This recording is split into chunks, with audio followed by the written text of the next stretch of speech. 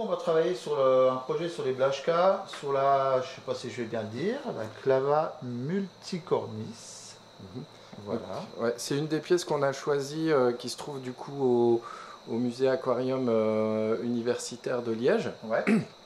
Donc on avait choisi ces deux pièces-là. Alors effectivement. parmi beaucoup de pièces, hein, Ouais. le choix était assez difficile parce que la collection de toute manière est monstrueuse et magnifique. C'est clair. Vous voyez, là on va par exemple le voir en milieu naturel. Hein. Ça change quand même un petit peu de ce qui a été fait, hein, des choses beaucoup plus fines mais qui seraient vraiment très compliquées à faire. Après voilà, c'est une représentation en verre.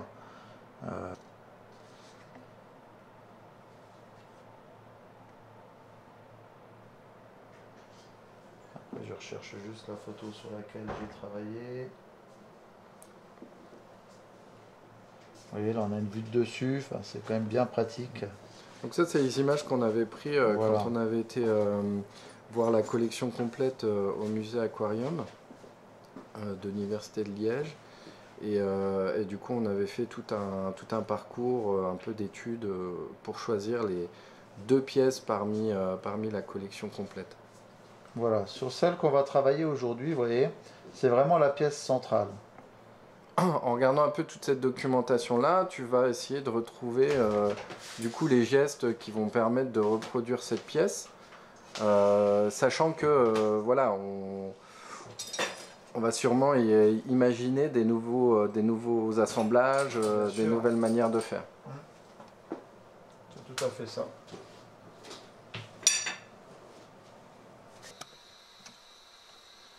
Des fois quand tu démarres, puis tu verras qu'il y aura d'autres outils, il y a d'autres choses qui vont sortir après, à mon avis. Le chapeau. Donc là, pour éviter de travailler directement sous le tube, tu vois, je vais tirer une pointe.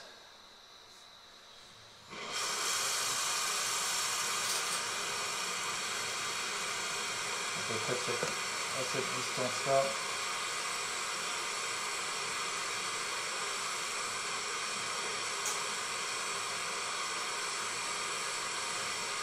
On est vraiment dans les gestes de base là, surtout pour le souffleur de verre, mais même aussi pour la personne qui fait du verre plein. Voilà. C'est les tirages de pointe qui va vraiment me permettre ensuite de tenir la pièce de cette petite partie fine et qui me permet d'avoir un peu plus de précision. Parce que comme c'est plus fin dans ma main, je vais le tourner plus facilement, une meilleure rotation que de tourner un gros tube. Voilà. Alors là c'est moins flagrant parce que le tube n'est pas très gros, mais si le tube était plus gros, ce serait flagrant. Alors ce que j'ai choisi, ce que j'ai réfléchi tout à l'heure, ce qu'on va faire ici là, j'explique en même temps. Hein, oui, vas-y. Là pour faire tous ces petits points et tout là, je ne sais pas ce qu'ils avaient mis en dessous à l'époque, mais en tout cas c'est pas que des points superposés les uns sur les autres. Avec les petits points là. Donc voilà, cette partie-là. Donc là, je vais écrire un anneau qui me permettra de venir poser les points dessus. Ça nous fera gagner en diamètre et en épaisseur. Voilà. Et là, on va y faire une petite astuce aussi sur la fin, mais je vous expliquerai. Comme on va refermer le verre ici pour tenir la partie intérieure, et qu'ici, on va aussi fermer le verre pour tenir la partie intérieure. Ça veut dire que la pièce, étant creuse, elle va être complètement fermée. Elle va être sous pression, ça peut être problématique pour le travail. Ce qu'on fera, c'est que je vais faire un petit trou au niveau de cet anneau-là sur la fin, qui sera camouflé avec des perles, enfin des petites gouttes d'une à côté de l'autre. Et du coup, comme ça, la pièce sera quand même ouverte et ne sera pas sous pression.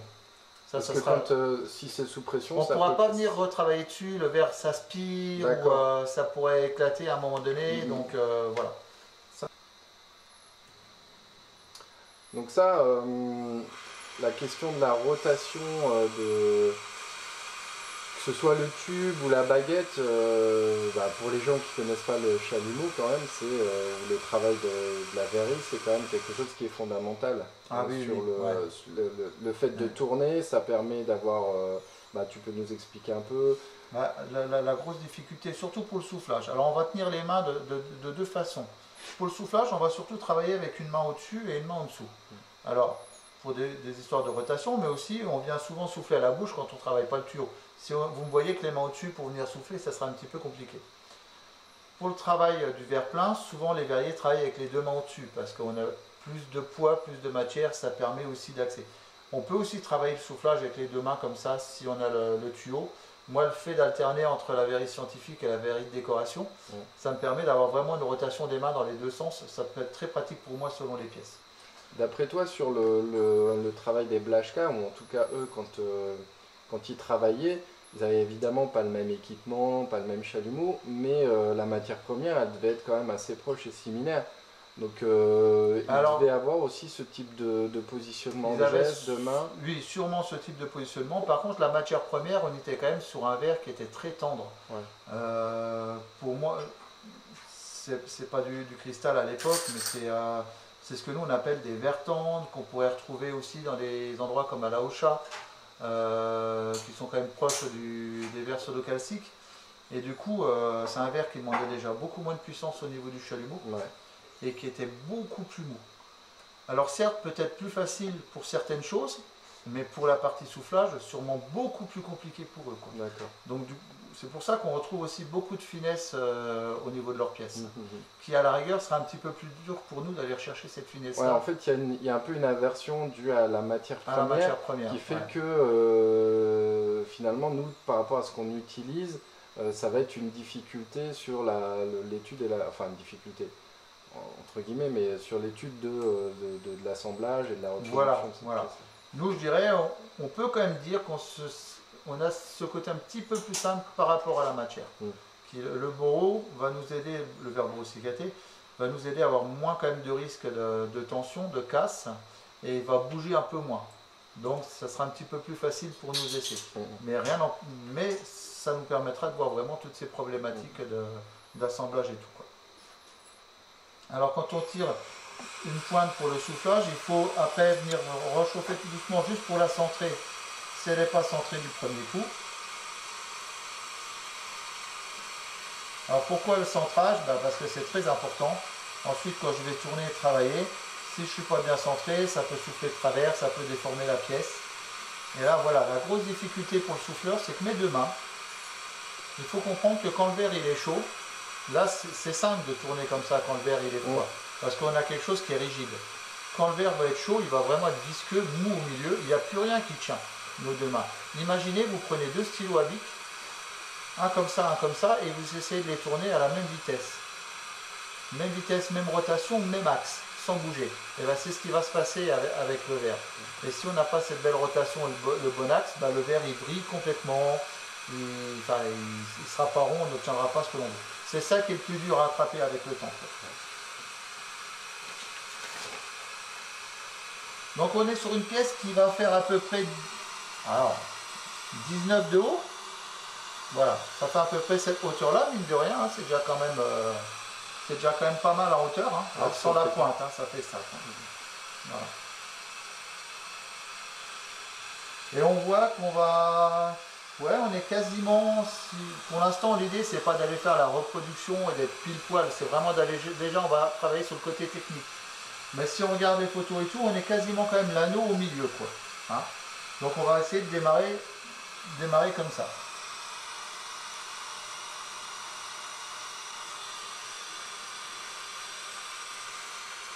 Donc là, je vais souffler mon anneau au centre.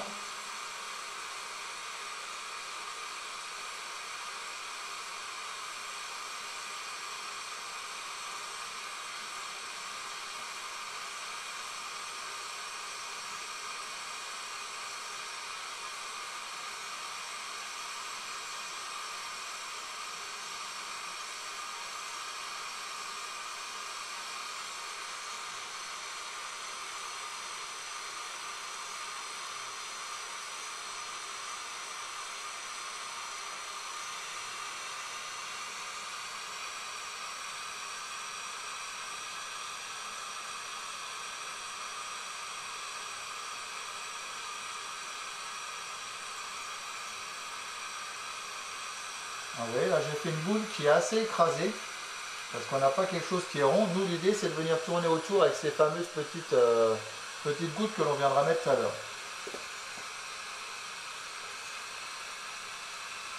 Après, on remarque sur les photos, les vidéos et tout, que chaque côté de la boule, on a à chaque fois, c'est assez rétréci et seulement après ça s'ouvre au niveau du diamètre. Donc on va essayer de travailler dans ce sens-là.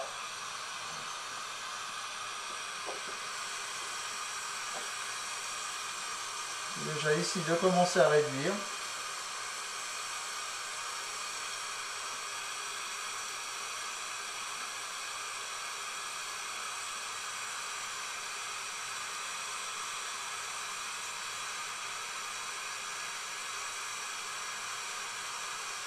Voilà. Prendre une flamme légèrement plus grosse pour gonfler derrière.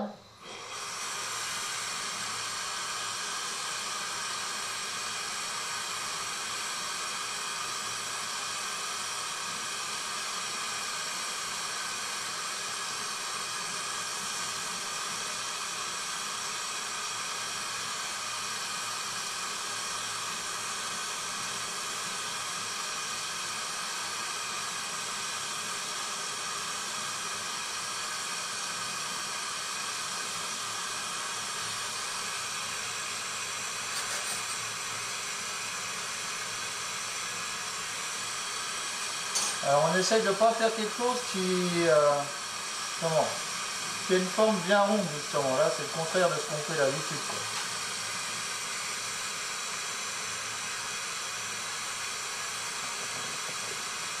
Ouais, c'est très organique, du coup on n'est pas dans quelque chose qui est très net, très droit. Voilà.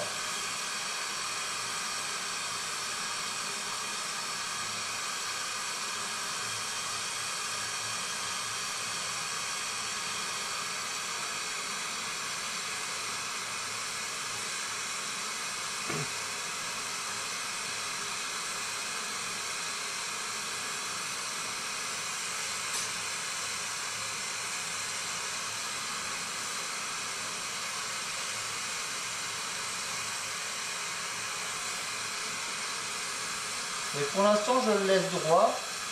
Je viendrai donner la forme après seulement.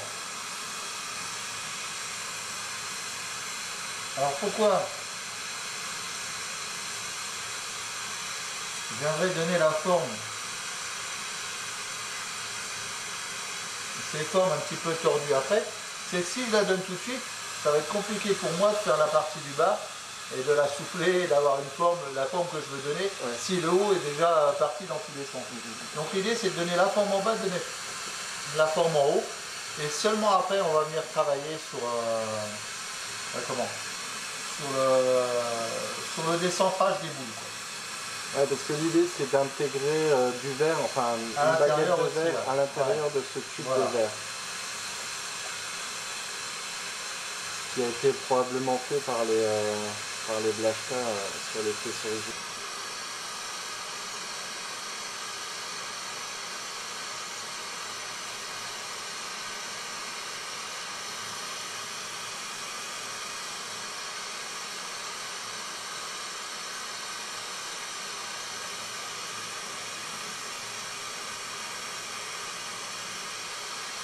Voilà, là je donne un peu la forme.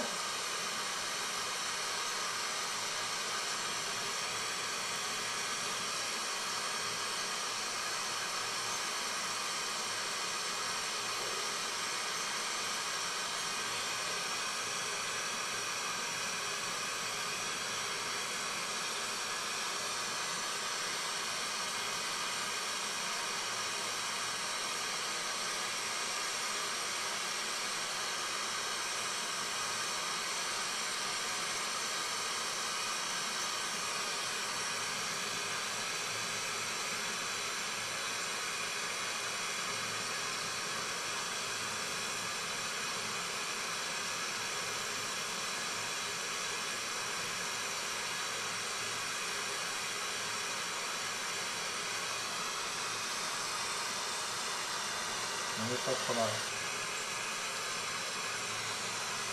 Je vérifie un petit peu aussi, oui, j'ai encore un peu de boulot, hein. On ne croirait pas, mais c'est quand même assez lancé.